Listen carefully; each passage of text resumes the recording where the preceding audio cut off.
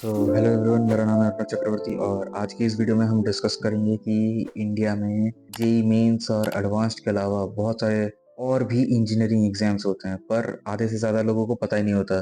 सबका होता है बस जेई मेंस और एडवांस देना होता है इंजीनियरिंग करने के लिए, लास्ट में जाके उनको पता चलता है अच्छा ये एग्जाम्स भी दे सकते थे, ये अच्छे कॉलेजेस हैं, इनमें एडमिशन हो सकता था। तो ये रिग्रेट ना रहे, इसीलिए आज की इस वीडियो में पूरा डिस्कस करेंगे कि कितने टोटल इंजीनियरिंग एग्जाम्स होते हैं, इसके बाहर भी होते हैं, पर नॉर्मली कौन से आपको पता होना चाहिए कि हाँ, मेंस और एडवांस के अलावा भी और बहुत सारे ऑप्शंस अवेलेबल होते हैं।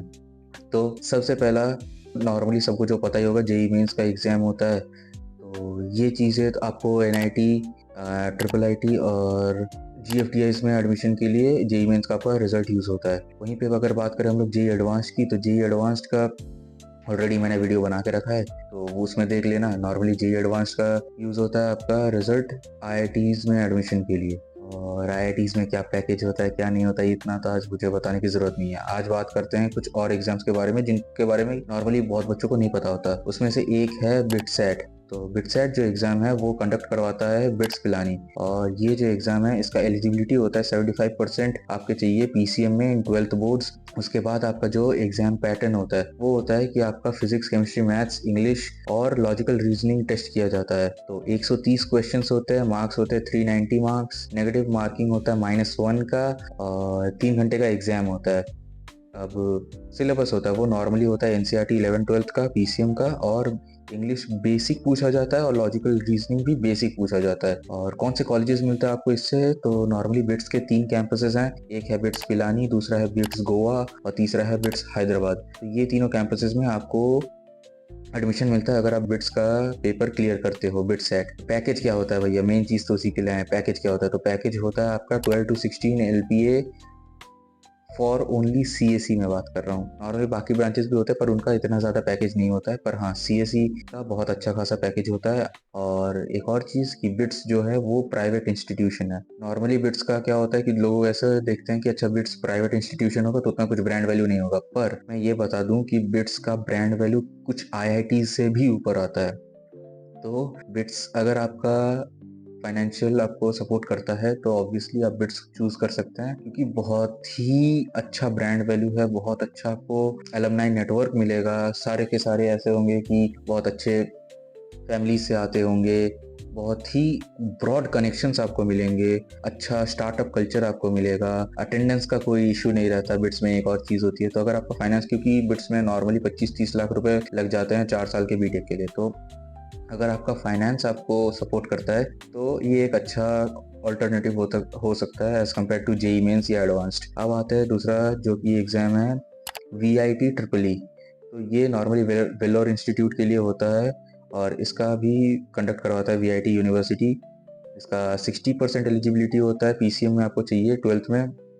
अच्छा, अगर एग्जाम पैटर्न की बात करें तो फिजिक्स, केमिस्ट्री, मैथ्स, इंग्लिश और एप्टीट्यूड पूछा जाता है। 125 क्वेश्चन, 2.5 घंटे ऑब्जेक्टिव पेपर होता है, और एनसीईआरटी लेवल का ही पेपर होता है पीसीएम में। नॉर्मली वीआईटी के टोटल 4 कैंपसेस हैं। एक है आपका VIT Vellore, VIT Chennai, VIT Bhopal और वीआईटी अमरावती। इन 4 कैंपसेस में आपको एडमिशन मिलता है अगर आप वीआईटी ट्रिपल ई क्लियर करते हो। और इसका भी एक अच्छा खासा पैकेज है, पर हाँ, ये बता दूं कि ये गवर्नमेंट यूनिवर्सिटी नहीं है, ये एक प्राइवेट इंस्टीट्यूशन है। तो इसका 7 to 10 एलपीए का आपका टोटल, मतलब नॉर्मली सीएसई का एवरेज जाता है, जो कि एक अच्छा पैकेज है। पर हाँ, इस बहुत ही वीआईटी बहुत ज़्यादा कॉस्टली भी होता है, तो अगर आपका फाइनेंस आपको सपोर्ट करे तभी आप चूज़ करना, वरना ये थोड़ा सा कॉस्टली हो सकता है। अब नेक्स्ट एग्जाम पे आता है जो कि है एमईटी, मणिपाल एंट्रेंस टेस्ट। तो मणिपाल एंट्रेंस टेस्ट जो होता है वो मणिपाल यूनिवर्सिटी कंडक्ट करवाता है। एलिजिबिलिटी की बात कर लेते हैं, तो आपको 12th में 50% चाहिए पीसीएम में। आपका जो सब्जेक्ट्स आते हैं वो होता है फिजिक्स, केमिस्ट्री, मैथ्स और इंग्लिश पूछा जाता है। 200 क्वेश्चंस आते हैं आपके। ऑब्जेक्टिव पेपर होता है, 2.5 घंटे का टाइम होता है, उसमें आपको सॉल्व करने होते हैं। और इसमें टोटल आपके 3 कैंपसेस मिलते हैं। एक है आपका एमआईटी मणिपाल, सेकंड जो अच्छा आपका कैंपस होता है वो होता है एमआईटी सिक्किम, और तीसरा है एमआईटी जयपुर। इन तीनों कैंपसेस में आपको चांस मिलता है अगर आप एमईटी क्लियर करते हो। तो ये भी एक अच्छा अल्टरनेटिव हो सकता है, पर इसके पैकेजेस भी सीएससी का एवरेज टोटल पैकेज आता है, आपका एवरेज पैकेज 6 to 9 एलपी आपका चला जाता है, और प्लेसमेंट ठीक ठाक हो जाता है, बहुत क्रेजी आप ऑब्वियस सी बात है, आप आईआईटी क्लियर नहीं कर पा रहे हो, जिस वजह से आप इन सब आ रहे हो, तो आप अगर आईआईटी लेवल का प्लेसमेंट इससे एक्सपेक्ट करोगे तो वो बहुत गलत एक्सपेक्टेशन होगा। तो एक अच्छा ठीक ठाक प्लेसमेंट आपको मिल जाता है। नॉर्मली एवरेज पैकेज 6 to 9 भी एक अच्छा पैकेज होता है। नेक्स्ट आता है आपका वेस्ट बंगाल जॉइंट। तो WBJE बहुत लोगों को पता होगा।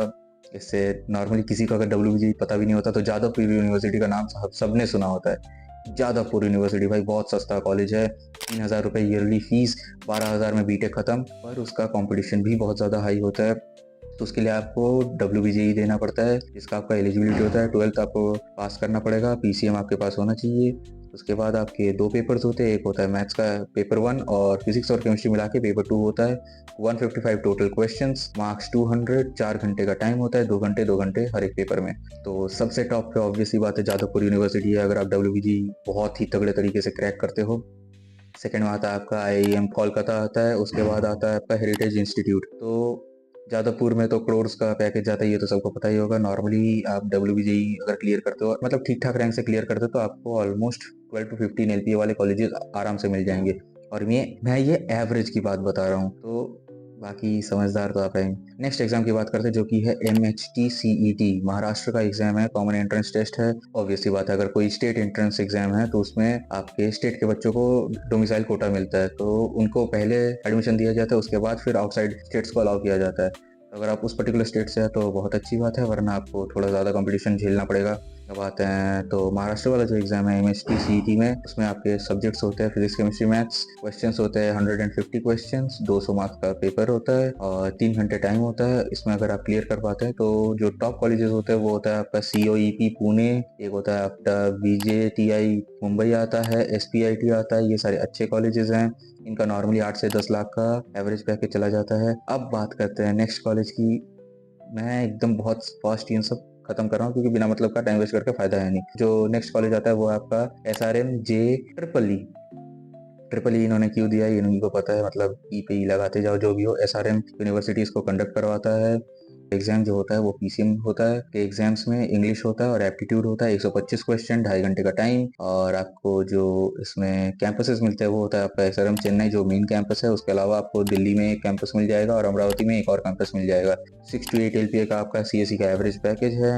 डिसेंट है, कुछ खास नहीं है, पर हाँ ठीक है। प्राइवेट इंस्टीट्यूट है तो इसमें थोड़ा तो आपको बियर करना ही पड़ेगा, क्योंकि प्राइवेट इंस्टीट्यूट है तो आपका फीस भी अच्छा खासा होता है, तो सोच समझ के।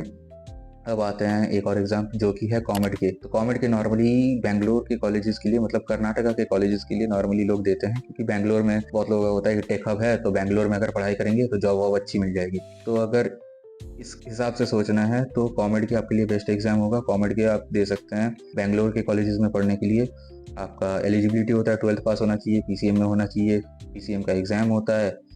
तो 60 क्वेश्चंस पर सब्जेक्ट होता है, तो टोटल 180 क्वेश्चंस, मार्क्स भी 180, 1 मार्क्स पर क्वेश्चन, और 3 घंटे का एग्जाम होता है। स्टैंडर्ड पूछा जाता है NCERT से। और जो कॉलेजेस होते हैं तो सबसे टॉप में बेंगलोर का जो कॉलेज आता है वो है आपका RVC।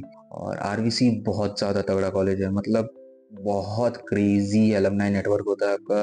आपका कैंपस लाइफ अच्छा होता है, 4 साल आप जो रहोगे। अब इन सबको हटा दे तो प्लेसमेंट बहुत ज़्यादा तगड़ा होता है, और बाकी सारे कॉलेजेस को अगर हटा दे तो RVC is one of the best. Bangalore में बात कर रहा हूँ। उसके बाद आपका BMSCE आता है, PES यूनिवर्सिटी आता है। तो ये सारे कुछ कॉलेजेस हैं, 6 से 10 का आपका एवरेज नॉर्मली मिल जाता है हर कॉलेज में, अगर आप कॉमेडी के क्लियर करके किसी भी कॉलेज में जाते हैं। लास्ट जो एग्जाम है उसकी बात कर लेते हैं, वो है UGEE। तो UGEE जो एग्जाम है वो नॉर्मली IIIT हैदराबाद कंडक्ट करवाता है। IIIT हैदराबाद ट्रिपल IITs का बाप है कह सकते हैं, मतलब सबसे बेस्ट IIIT है जो IITs को टक्कर देता है। तो उसके लिए जो एंट्रेंस एग्जाम होता है वो आपका होता है UGEE। UGEE आपको अगर करना है तो उसमें आपको 12th पास के साथ साथ आपको रिसर्च एप्टीट्यूड वगैरह में देखना पड़ेगा, आपको ओलंपियाड्स वगैरह अच्छे से आना चाहिए, क्योंकि उसका लेवल थोड़ा अच्छा खासा आता है। ये एडवांस लेवल का नहीं कहूँगा, पर हाँ उससे थोड़ा कम, पर एप्टीट्यूड्स वगैरह में भी आपको फोकस करना पड़ता है इसमें।